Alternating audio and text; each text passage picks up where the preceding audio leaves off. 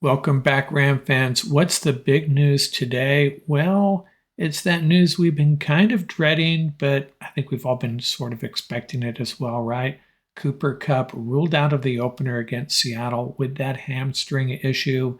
And even worse, more foreboding, McVay suggesting anyways, that he would consider putting Cooper Kupp on injured reserve. Now, I know a lot of you are going to say, a lot of you Ram fans, have already been saying it. Hey, you know what? Let's roll to 2024. This could be a good thing. Let's just put him on IR. Caleb Williams to Cooper Kupp. How good does that sound? Well, you know what? I think Caleb Williams is a pipe dream, and I'm not ready to give up on this season quite yet. I get it, but I'm not going there.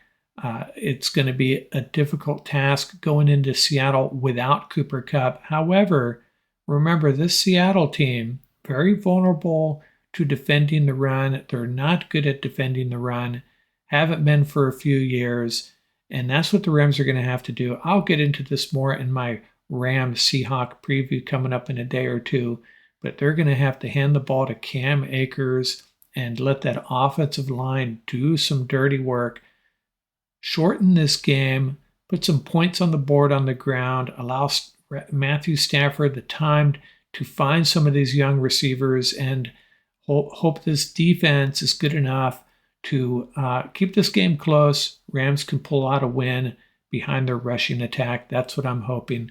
Not totally giving up on the Rams yet. I'm sure the point spread's going to jump up a little bit, but I still think this is a pretty even game with or without Cooper Kupp. Hey, when a team loses a key guy like this, often what happens, everybody else just picks it up a notch. We've seen it over and over again. And hey, the Rams can be the ones to take it up a step, take it up a notch, and pull out a win in Seattle, a place we've played pretty well over the years. Other news, Jackson Smith-Njigba, the rookie wide receiver, coming back from a wrist injury, wrist surgery, in fact, and he's already been cleared to play against the Rams. Can't believe that he's 100%, but if he is, quite a set of receivers they have there, Metcalf, Lockett, and the rookie Njigba. So we'll see how that works out. Rams secondary is going to have their hands full. We will have that in a day or two, though. And I wanted to talk about the 49ers a little bit. Someone sent this to me the other day. Their cap hits in 2024, Trent Williams, $28 million. Deebo Samuel, 28 plus million. Eric Armstead, just short of 26 million. Fred Warner, 24.4 million. George Kittle, 19.8 million.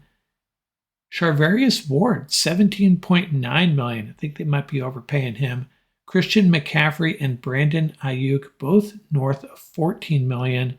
And now they have signed Nick Bosa to an extension worth 170 million.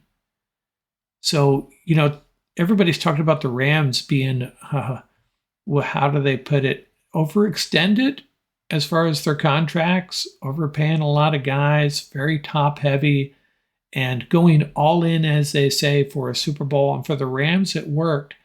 For the 49ers, it better work this year or next, or they're going to be in deep trouble. I can't imagine they're going to be able to keep all these guys and all these contracts next year, but they're going to have to figure out a way to get to the Super Bowl and win one, or heads are going to roll in that 49er front office. I suspect that's a lot of money to be paying out. And these guys are all great players. Well, most of them are anyways, so I get it, but that's an awful lot of money to be carrying into 2024. We'll see how that works out for them. Rams faced tons of criticism for that, even though they won a Super Bowl. We'll see how our friends up north handle things.